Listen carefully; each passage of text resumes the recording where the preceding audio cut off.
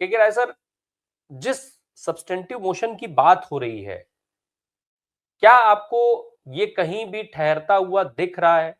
कितना आसान, कितना मुश्किल राहुल गांधी के लिए दिखाई दे रहा है? हालांकि इन सबके बीच में राहुल गांधी खुले तौर पर ऐलान कर चुके हैं कि आप मेरे अगेंस्ट कोई कार्रवाई करते रहिए, मुझे कोई फर्क नहीं पड़ता है, मैं जनता की आवाज उठा रहा था, उठा रहा हूं और आगे भी उठाता रहूंगा। अब सवाल ये उठता है कि निशिकांत दुबे जो जानते हैं कि ये इन चीजों से फर्क नहीं पड़ता और इसमें वो सफल नहीं हो सकते, फिर भी ये सब्सटेंटिव मोशन क्यों लाया गया?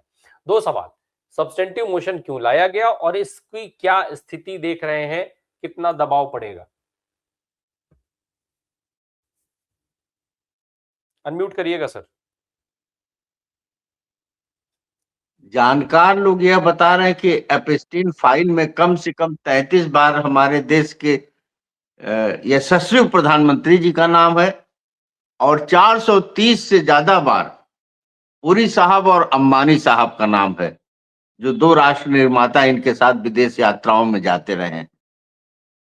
अब स्थिति यह है कि 7 देशों में वहां के मंत्री, अभी नॉर्वे के प्रधानमंत्री को गिरफ्तार किया गया, ब्रिटेन के राज परिवार के प्रिंस एंड्रयूज को महल से निकाला गया, प्रधानमंत्री ब्रिटेन के अपनी कुर्सी खतरे में महसूस कर रहे कई मंत्रियों को उन्होंने बाहर किया, सेक्रेटरीज लेवल के बहुत सारे अफसर कई देशों में निकाले जा रहे हैं, नॉर्वे से लेकर लातविया में। अब धीरे धीरे ये चीज भारत की तरफ बढ़ रहा है और अपने आदतन प्रधानमंत्री जी पूरी तरह से 100% खामोशी अख्तियार कर दी है। एक खतरा उमड़ रहा है कि भारत के प्रधानमंत्री को अपना पद न छोड़ना पड़े इस नैतिकता के आधार पर। उसी के लिए बाड़ा बनाने की तैयारी है सब्सटेंटिव मोशंस। सब्सटेंटिव मोशन संविधान में जो या इलेक्टोरल लॉज में जो उस तरह से कहीं दिया हुआ नहीं है, सिवाय इसके कि जो प्रोसीजर है पार्लियामेंट को चलाने का, जो रूल्स ऑफ प्रोसीजर है उसमें इसका जिक्र है।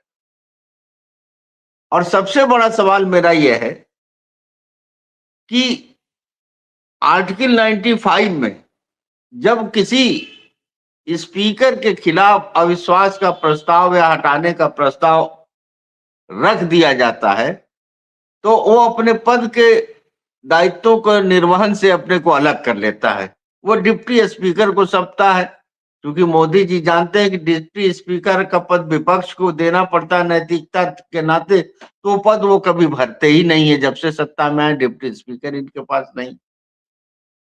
तो बाधा तो यही आ जा रही है कि किस नैतिकता के साथ ओम बिरला जी निशिकांत दुबे नामक अशिष्ट व्यक्ति का, जो लीडर ऑफ ऑपोजिशन को कह रहा है कि वो आता है, वो जाता है, उसको निकाल, उसको बाहर करो, इस तरह की भाषा का इस्तेमाल कर रहा है, वो सब्सटेंटिव मोशन लाने की बात कर रहा है। आपको रिप्रेजेंटेशन ऑफ पीपुल्स एक्ट का भी सहारा लेना पड़े, किसी की सदस्यता समाप्त करनी है, इलेक्शन को उसके रद्द करना है, तो आपको इलेक्शन पिटीशन में सेक्शन 80 में जाना पड़ेगा। वो इलेक्शन पिटीशन का लिमिटेशन है, और लिमिटेशन कब का खत्म हो चुका है। आप जो कह रहे हैं विदेशों में घूम रहे हैं, ये सारी भी इलेक्टोरल ऑफेंसेस जो इस कानून के तहत है, उसमें भी ये सारी चीजें नहीं आती जो सेक्शन 125 से लेकर 138 तक आता है। तो एक ख्याली पुलाव है जिसमें भारत के का जो नेशनल लेवल का डिबेट है, जो राहुल गांधी ने जिसका आगाज किया है और पूरे देश दुनिया में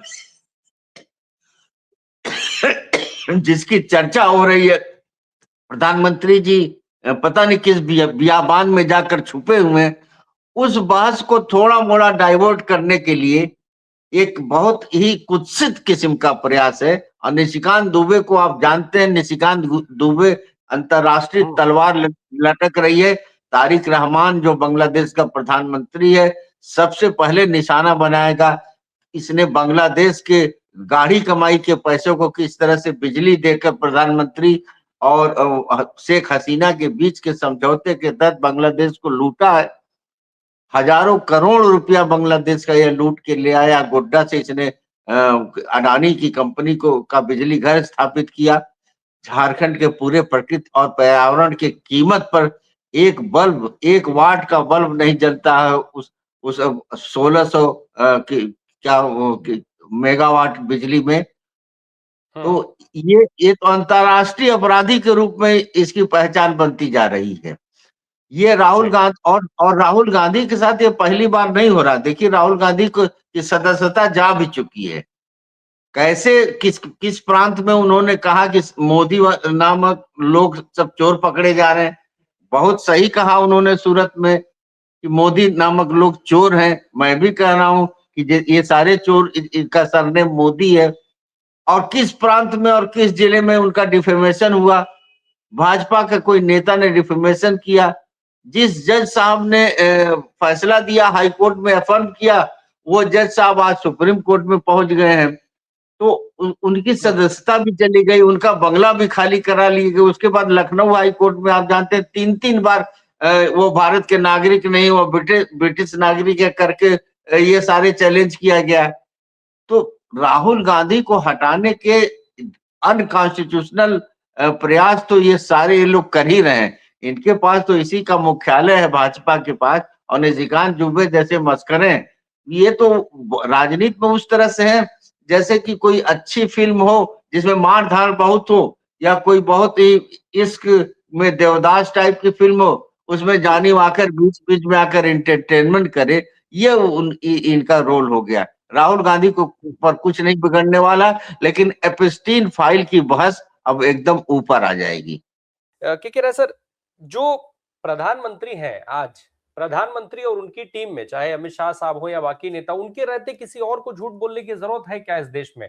नंबर 1। और दूसरी चीज, जरा एक चीज ये बता दीजिए, जो बातचीत हम लोग कर रहे हैं, अमित शाह कह रहे हो, निशिकांत दुबे कह रहे हो, कोई और कह रहा हो, जिस परिस्थिति में आज बिरला जी हैं, उस परिस्थिति के बाद ये सब्सटेंटिव मोशन को लेकर के आना, क्या कोरी धमकी के अलावा कुछ और समझा जाए? अनम्यूट करिएगा सर, म्यूट है आप। क्या कह रहा है सर? अनम्यूट करिएगा प्लीज जल्दी से जी। कांग्रेस पार्टी और समूचा विपक्ष इसे धमकी के रूप में नहीं ले रहा है, और इसे इस रूप में समझ रहा है कि मोदी जी को बचाने के लिए जितने सारे रंगमंच तैयार किए जा रहे हैं, जिसमें खलनायक और विदूषकों को आगे करके और एक अजीब तरह का माहौल पैदा किया जा रहा है। संसदीय राजनीति में इतना दुरुपयोग पदों का और कानूनों का कभी नहीं हुआ जितना 2014 से अब तक देखा जा रहा है।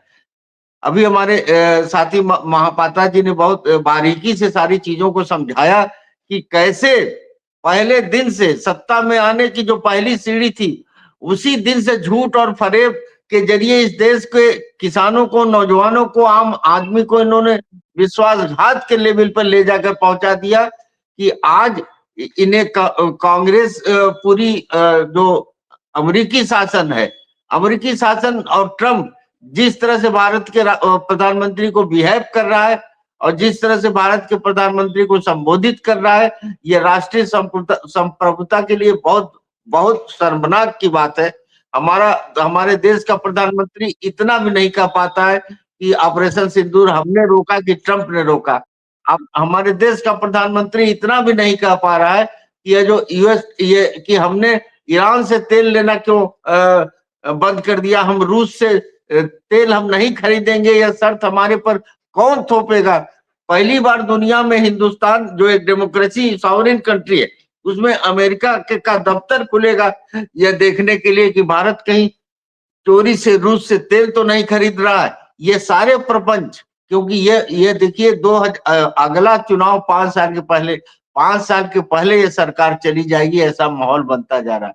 इसलिए इनके लिए जो सबसे बड़ा खतरा है राहुल गांधी, उसको घेरने का प्रयास कर रहे हैं। और जैसे जैसे घेर रहे हैं, हमारे भाई ने कहा कि तुम जितने वोट से जीते बनारस से, आप तुमने इनकी सदस्यता खत्म कर दी थी, तो राहुल गांधी उससे दूने वोट से जीते, और तुम वो उत्तर प्रदेश के वो सारे जगहों से हार गए, एनडीए के हार गई, और हमारा इंडिया गठबंधन और पीडीए जीता, जहां तुमने धर्म की ज्योति जगाई हुई थी। चित्रकूट हो, इलाहाबाद हो, अयोध्या हो, हर जगह से आप हारे।